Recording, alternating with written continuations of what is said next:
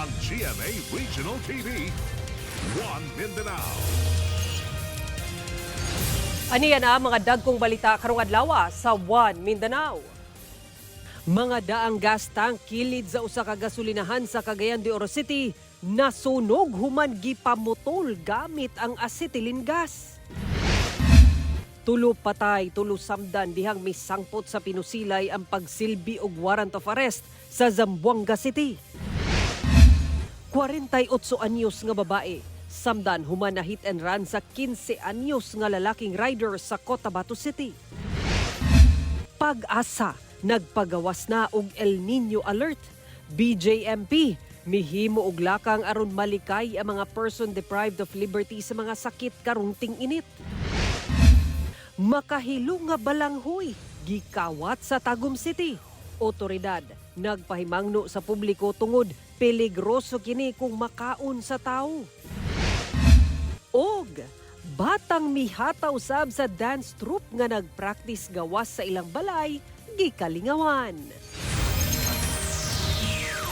Kini ang GMA Regional TV, One Mindanao. Mayong hapon Mindanao, ako si Sara Hilomen Velasco.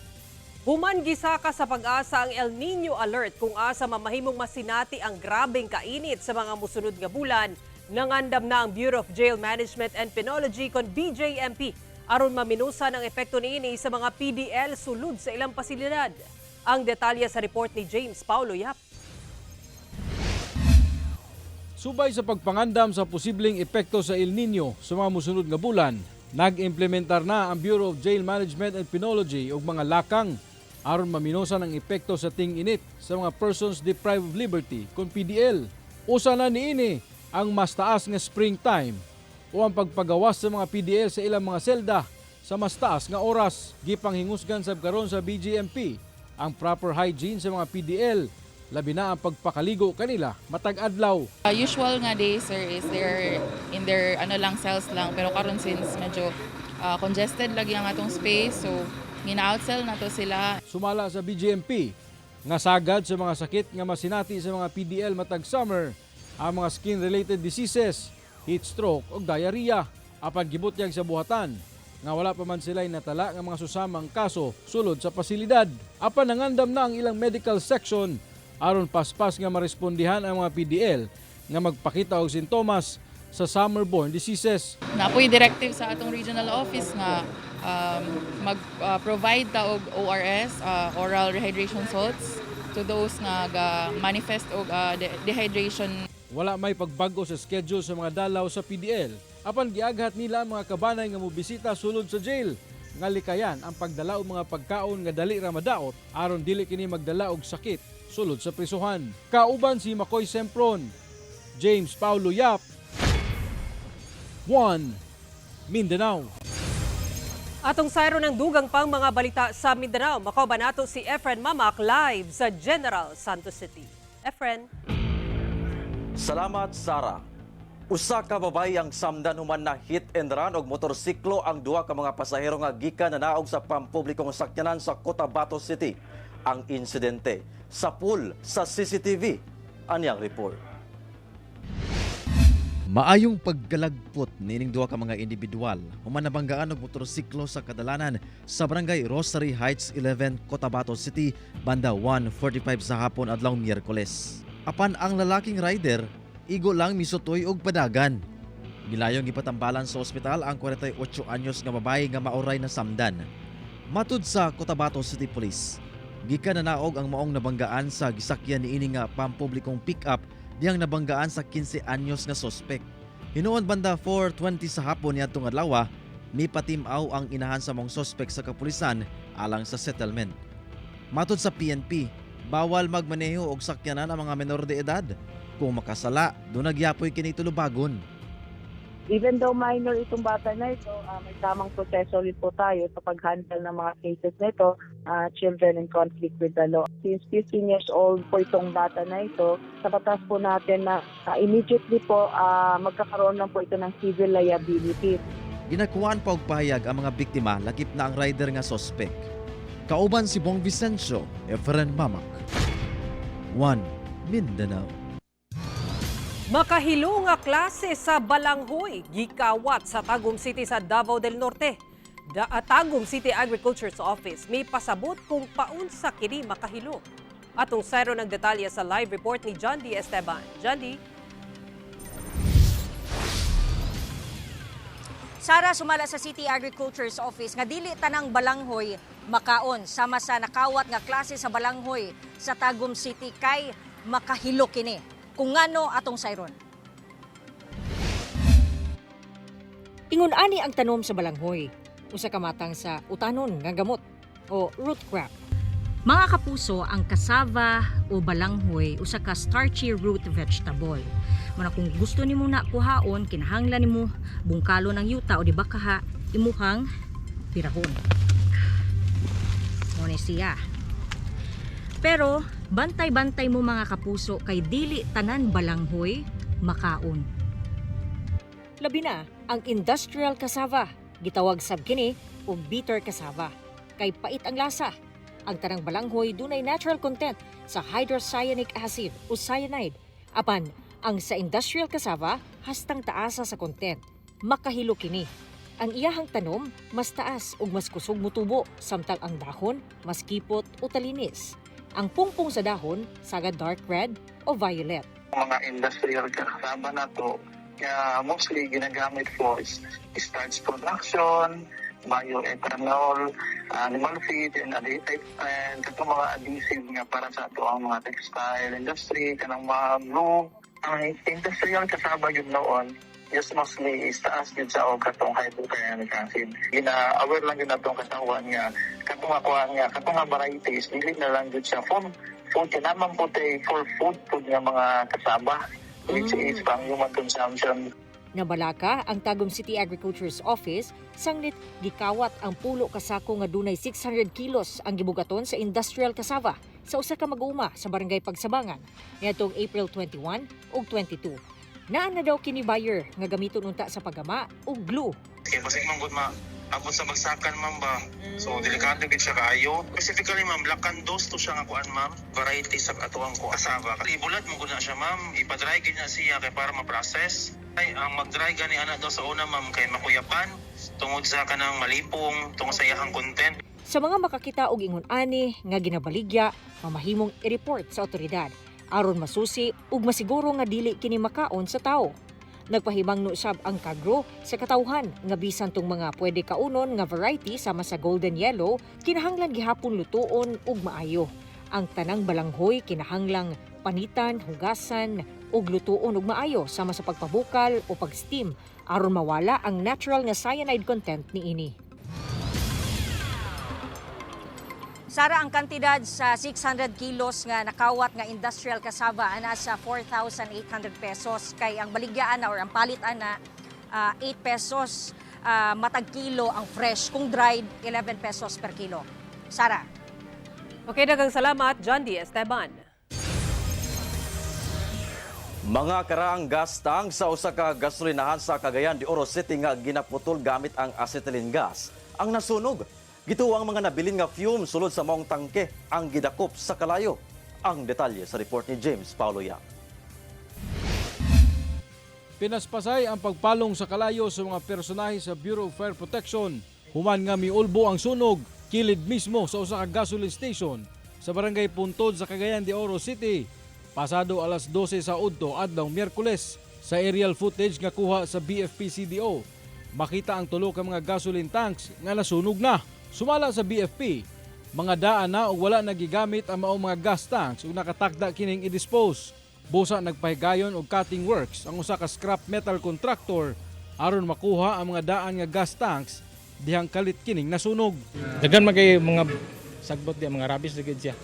And then while continue sila og acetylene, nagcutting sila do ang mga flying live embers ngadto sa mga sagbot sa mga basura. Hinuon, paspas bansab nga napalong ang kalayo ug wala na nadamay pa ang kasikbit niini nga gasolinahan. Apan mipalag ang pipila ka mga miyembro sa konseho sa Barangay Puntod. Tungod nasuta nila nga wala matud pa nagkuha og hot works permit ang kontraktor nga gatrabaho sa maong gas tank. Laraw nila nga ipatawag sa sesyon sa barangay ang maong kontraktor sunod simana. Kini nagkandak aning activity o ito sa sunod. Wala din sila ipakita na permit gikan sa Bureau of Fire for Clearance na magkandak sila aning grinding ani na makaspark mangyapon siya og kalayo. Gikumpirma sab sa BFP nga walay permit ang kontraktor gikan sa ilang buhatan. Ginapalawman pa kuno nila ang investigasyon aron masuta kung aduna bay kalapasan ang kontraktor sa maong proyekto. Kauban si Makoy Sempron, James Paulo Yap, One Mindanao. Dunot sa posibleng El Nino sa mga musunod nga bulan, padayon gihapong gipangandaman ang nagkagrabing init sa mga musunod nga adlaw. Padayon ang epekto sa ridge sa high pressure area sa Luzon ug easterlies sa uban pang lugar lakip sa Mindanao. Apan bisan sa init nga panahon, nagpabilin ang tsansa sa ulan sa pipila ka lugar. Base sa datos sa Metro Weather, dakong bahin sa Mindanao ang ulanon lakip ang Sulu Archipelago, Zamboanga del Norte, Northern Mindanao, Barm ug Soxargen. Busa mga kapuso, kanunay magdala og mga panagang sa init ug ulan. TV ang GMA Regional TV. One Mindanao. Girilib na sa pwesto ang mga responding pulis lakip ang station commander atol sa pagresponde sa indiscriminate firing sa General Santos City kung asa namatay human nadamay sa pinusilay ang usa ka 12 anyos nga batang babae. Refresher training kalabot response protocol posibleng ipahigayon sa hanay sa PNP. Aniyang report. Nay bata, sir! Sir, nay bata! Sir, nay bata, sir! Natulog, sir! Sir, tama na, sir! Sabado sa buntag diyang nabulabog kining mga residente human dunay nahitabong pinusilay tali kapulisan ug armado nga lalaking sospek sa Purok Pandian, Labangal, General Santos City. Atol sa pinusilay, napatay ang 42 anyos nga lalaking target kinsa sospek sa nahitabong indiscriminate firing. Nakuhaan sab kini og 2 ka sachet sa shabu. Apan napatay sab ang usa ka 12 anyos nga batang babae nga anaa sa ilalom sa katre sa usa ka balay human maigo sa bala. Naigo na ako nga po sa ulo. Sa ulo nya nilapos diri sa liyog, sir. Yang gigukos ang kaning mga bataa yang gianaw anak diritan para masipti ta diri sa ilalom sa katre. Ang maong operasyon sa PNP gi-question sa kabanay sa biktima sanglit nag-abiso na sila sa mga responding pulis nga dunay mga bata sa among balay nga gihimo ining cover. Sa padayong investigasyon sa PNP, migula nga ang bala nga nakaigo sa batang biktima gikan sa sospek. Mapapansin po sa firearm is a caliber 45. Tapos po yung kanyang hammer is fully open siya. So that means meron siyang chamber loop. And yung magazine na nakasaksak sa kanya is an extended mag. Apan bisan gikan matud pa sa sospek ang bala nga nakaigo sa bata, giimbestigan sab sa PNP kung sakto ba nga posilon ang sospek bisan anaa sa lugar nga dunay mga sibilyan. Pag crowded ang area, dapat mag-isip-isip ka. Pwede natin i-let go ang apprehension or arrest of the suspect. We can still file regular filing of the case in court after. Girilib ang tulo ka mga responding police sa Police Station 2. Lakip na ang station commander ni ini nga si Police Major Ari Noel Cardos. Kinsa unang adlaw pa lang ni ini milingkod isip commander sa maong police station. Administrative sanctions ang atubangon sa mga pulis kung mapamatud-an nga dunay negligence. In the meantime, yung station commander, I have directed yung administrative relief para to pave the way for a impartial thorough investigation. Matod sa PRO 12, posibleng magpahigayon og refresher training sa hanay sa PNP kung gikinahanglan. If there's a need na we will have a refresher training, we will do it, no? Depende sa maging recommendation at finding ng ating Regional Education and Training Division. Kauban si Gary Balantay, Efren Mamak, One Mindanao. Sa pagsugod sa school year 2026 to 2027 karong Hunyo 8, dunay bagong sistema sa school calendar kung asa ipatuma na sa Department of Education ang 3-term school calendar sa tanang pampublikong eskwelahan sa nasud. Ang detalye sa report ni Argil Relator. Sulod sa 201 class days, bahinon kini sa tulo ka terms o gitawag nga 3-term school calendar. Magsugod ang first term sa opening activities sa June 8. Sundan kini sa regular nga klase ug dunay end of term activities. Sugdan dayon ang term 2 ug duna say end of term activities. Sa ikatulong term, magbalik ang klase human ang year-end break. Dini nasab ang final assessment o closing activities. Tumong niini nga masapakusgan pa ang instructional time ug mapatuman ang school activities sa insaktong schedule ingon man napalig-on ang pagpatuman sa remediation efforts pinaagi sa academic recovery for accessible learning program. Dili na natubot karon nga ang school activities pwede siyang mo cross dinha sa teaching learning schedule. Sumala sa DepEd, unang ipailawom sa seminar ug training ang mga principal ug school heads. Dayon ang mga magtutudlo human sa ilang usa ka bulan nga uninterrupted vacation. So far hasa kang mga maestra nga ako mga nadunggan og sa ilang mga ginikanan, positive man sila, at least tulo na lang, dili na magdali ang mga bata. Oo.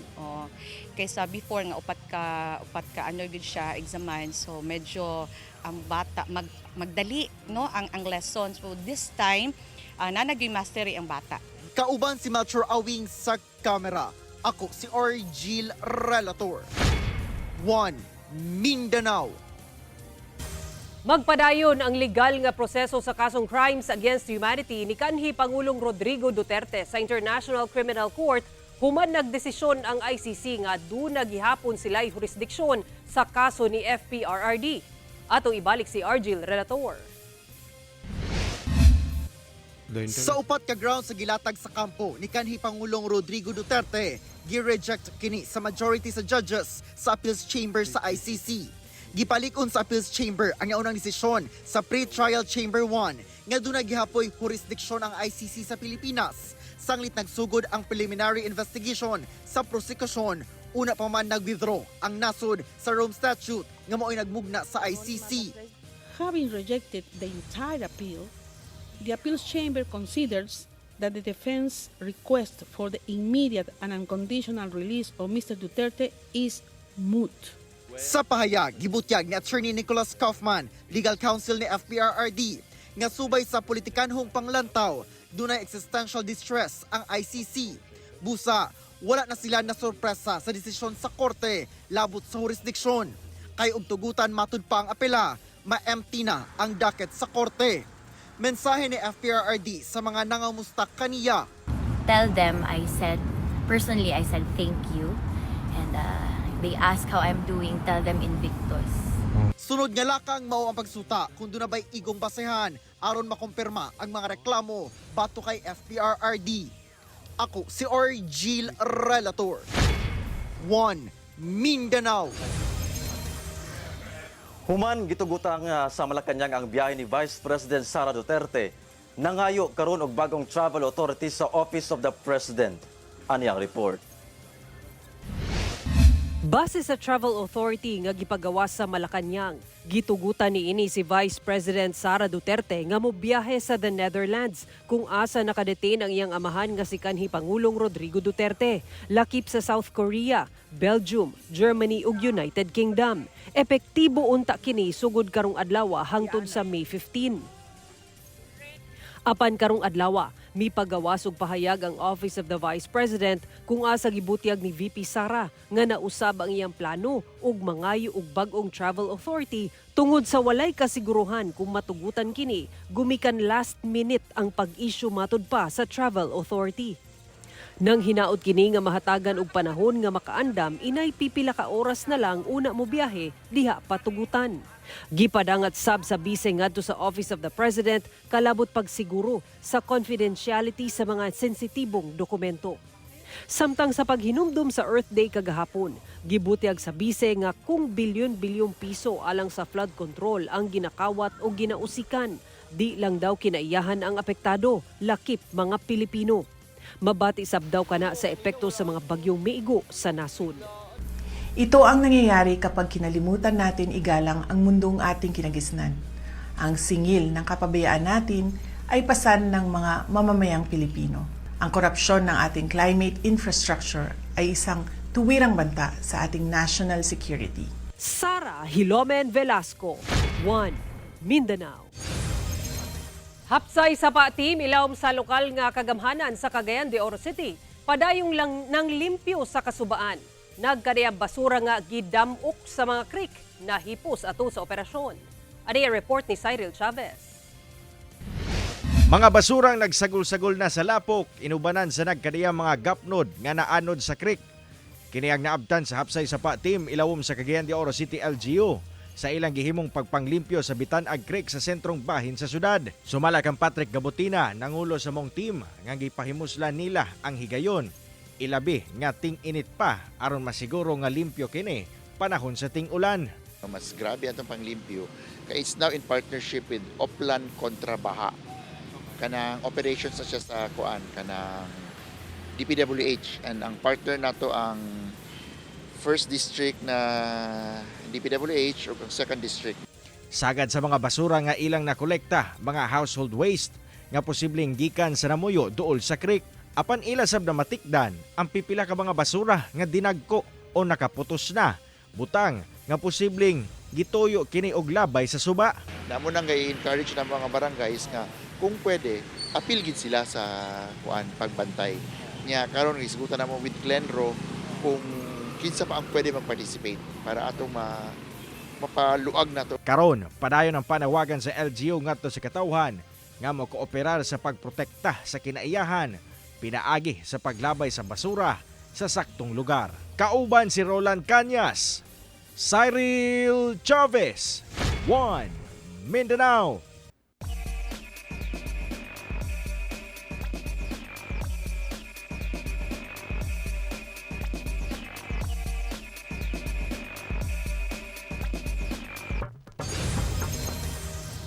Tungod sa nagpadayong krisis sa lana, mas gihingusgan sa Manolo Fortich LGU sa Bukidnon ang pagpatuman sa ilang mga programa ilawom sa ilang Crisis Management Committee Task Force aron maminusan ang epekto sa krisis. Samtang taliwala niini turismo sa lungsod, gipaningkamutan gihapon nga mas mulambo pa. Ani report ni Cyril Chavez. Sa pagpanguna sa mga kadagkuan sa lokal nga kagamhanan sa Manolo Fortich sa Bukidnon, gilayong namugna ang Local Crisis Management Committee Task Force nga nakatutok sa epekto sa krisis karon sa lana. Gani uban ang mga lokal nga leader sab sa lungsod sa Kabanglasan sa Bukidnon o sa kapanagpulong ang ilang gihimo aron matuki ang mga laka nga pwede nilang panghimuon. Usa sa mga gitutukan sa Manolo Fortich LGU ang paghatod og tabang ug paglatag og saktong polisiya nga gabayan sa mga habal-habal operators ug drivers sa ilang lungsod. Kung diin kani nga task force very responsible for identifying kinsang mga sectors ang vulnerable ug tagaan og aid. Usasab sa mga gihingusgan sa lungsod karon ang pagpangita pa og alternatibong paagi sa transportasyon. Busa sulod sa compound sa Department of Tourism Rest Area sa lungsod, ilang gibuksan ang usa ka electric vehicle charging station. Iyagid ning gi-embrace nga facility nga mabutang diri sa tourist rest area to also help our fellow electric car owners nga makasave silang fuel. Gihingusgan sab sa lungsod karon ang ilang turismo taliwala sa problema sa lana nga nasinati. Busa pinaspasay sab ang ilang paghimo og tourism loop plan sa lungsod para mas daghan pang turista ang maagni nga mobisita. This is to actually address the low retention of tourists nga mubo ra kay ilang stay sa Manolo. So the tourism loop, the objective of the tourism loop program is to extend the stay of our guests diri sa Manolo. Kauban si Jaybert Pairat, Cyril Chavez, One Mindanao. Taliwala sa isyu sa pundo, malaumon gihapon ang mga lokal nga opisyal sa Davao del Norte nga magpadayon ang konstruksyon sa Samal Island Davao Connector Bridge. Ani report ni John D. Esteban. Sa article sa Philippine Information Agency nga gipublish ni atong April 2, 2026, gisuwat dinhi nga matud pa posibleng masuspende ang konstruksyon sa Samal Island Davao Connector Bridge karong May 30 tungod matud pa kuwang ang pondo. Busa, posibleng madelatar ang paghuman sa proyekto. Dapat August 30, 2027 ni mahuman base sa original completion date. Dayon na irog sa September 2028 hangtod sa posible matud pa nga matapos kini sa September 2030. Si Davao del Norte 2nd District Board Member Al David Uy miingon nga dapat ang Department of Public Works and Highways mupagula og pahayag aron maklaro ang issue. Siguro magpagawa sila ng statement na DPWH or the national government kung tinuod ba kini na issue kay siyempre kami diri sa Samal nag-uulsan mi siguro crisis pod. So So hopefully unta no dili siya na-appeal o ma-appeal sa mga realignments diha sa nasyonal. Ang lokal nga panggamhanan sa Samal Island malaumon nga magpadayon ug matuman ang schedule sa pagtapos sa tulay. Ungihong pa man balita pa man wala pa man nagpagawas ang ato ang gobyerno nga pwede siya ma-stop. So nag-una nga mga media nag-istorya nga pwede siya ma-stop tungod kay mao lagi na budget nga ma-realign pero tanaw na ko budgeted naman gud kay loan man gikan sa China siguro na ay mga posibilidad nga kuan tungod kay nagmahal pud ang costing sa ato ang mga materyales. Sa bahin ni Davao del Norte Governor Edwin Cubahib. Wala pa may tinuod nga niabot sa tuana. So far kay istorya na ako si Secretary Balisacan during atong handog pasalamat nga gihimo sa Davao City. Ingon niya nga wala daw problema about with regard sa funding ug ang ongoing nga construction is tuloy-tuloy ni hangtod sa 2028. Ang tulay giponduhan og 23 billion pesos pinaagi sa loan agreement sa China. Duna kini gitas-on nga kapin 4 kilometers ug anaa sa kapin 50% na ang komplisyon. Kung ang proyekto matukod na sa hingpit, mamahimo na lamang nga anaa sa 5 ka minuto ang biyahe gikan Davao City paingon Samal. Itandi sa dugay-dugay nga biyahe pinaagi sa barge. Gilauman sab nga mas mapalambo pa ang ekonomiya sa isla ug maka-generate og daghang trabaho. Kauban si Melchor Awing sa kamera. Jandy Esteban, One Mindanao. Kini ang GMA Regional TV, One Mindanao. Tulo ang patay samtang tulo sab ang samdan nga magbanay human misangput sa pinusilay ang pagsilbi og waran o bares sa otoridad batok sa usa ka suspect sa Zamboanga City. Kabanay sa mga biktima, gituang gituyo kuno og patay ang mao mga biktima. Anyang report. Dead on the spot, gumikan sa mga igo sa bala sa pusil kining tulo ka individual atol sa naitabong pinusilay sa panimalay ni ini sa Alas-as Barangay Sinunog, Zamboanga City, banda 1:30 Huwebes sa kadlawon. Ang maong mga biktima nag-edad og 52 anyos nga lalaki kinsa lupon sa maong barangay. Patay sab ang 12 anyos nga anak ni ini nga lalaki og 22 anyos nga lalaking pagumangkon. Duna say laing tulo ka kabanay ang samdan nga natulog sa pikas kwarto. Padayon kini karong ipatambalan. Matud sa Police Regional Office 9, lahitimo kunong nagsilbi og warrant of arrest ang PNP ug AFP batok sa usa ka lalaking suspect nga miyembro kuno sa usa ka armadong grupo nga dunay patong-patong nga kaso nga murder nga gituwang anaa sa maong panimalay. Apan kalit kunong gipamusil ang tropa sa di pa masutang suspect sa maong panimalay hangtod nga mibalos kini. When they were being fired upon, they just employed necessary and reasonable force. They just fired back. Pero matagal pong yung palitan ng putok. Tumagal siya ng more or less 5 minutes. Nakaikyas ang suspect kuman sa pagpamusil o padayon kining gipangita. Ginasuta pa sa kapulisan kung igunsa sa suspect ang magbanay kung asa nahitabo ang pagpamusil. Sumala sa barangay. Basin og nasayop ang kapulisan. Posibilidad of nakitang mistaken identity. Gumikan sa hitabo, nagtuo ang kabanay nga gituyo pagpatay ang mga biktima. Busa hustisya ang ilang singgit karon. Pag-open ng pintuan, walang kahit na anong sinabi, pinatay agad. Nangyari. Hindi shootout sir, kung shootout sana, kahit isa lang.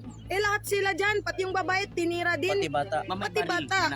Apan gibarugan sa PNP nga anaa sa mong balay ang ilang target subay sa ilang binulan nga intelligence monitoring. Kalabot sa hitabo, naglusad na og lalom nga investigasyon ang PRO9. Lahat ng pangyayari, documents, pati na po yung body-worn cameras will be used for that investigation. Kauban si Bong Vicencio, Efren Mamak. One Mindanao. Usa sa mga ginatutukan sa kapulisan sa investigasyon sa pagpangawat sa jewelry shop sa usa ka mall sa Buhangin sa Davao City niadtong April 11, mao ang posibilidad nga dunay kakonsabo nga nagtrabaho sa mismong mall ang mga suspect. Kini na matigdan nga nakasulod dayon ang mga suspect sa mall nga dunay armas dayon 5 sa mga alahas unya paspas ra nga nakasibat. Sumala sa Davao City Police Office doon na matud pay nadawat nga tawag ang kapulisan nga kuno robbery incident sa usa ka gasolinahan sa Buhangin area. Nagtuang DCPO nga mga suspect ra poy nihimo niini aron malipat ang kapulisan. Daan ang giingon sa DCPO nga nailhan na ang 7 ka suspect sa karon padayon na investigasyon sa kapulisan. Instant hit ang dance practice sa usa ka grupo sa Quezon City tungod sa unexpected +1 nga member. Gina G sa pagsayaw ang 2 anyos nga si Jordan. Nga daw apil gyud siya sa dance troupe nga nagbansay sa gawa sila balay. Di lang moves kay daw gitun-an daw sa bata ang group formation. Saysay ni Yus Cooper Crystal Paz magwalking lang unta si Jordan kauban ang iyang lolo human ang panihapon. Wa daw dama nga mapahataw sa sayawan ng iyang anak. Viral online na video with over 1 million views.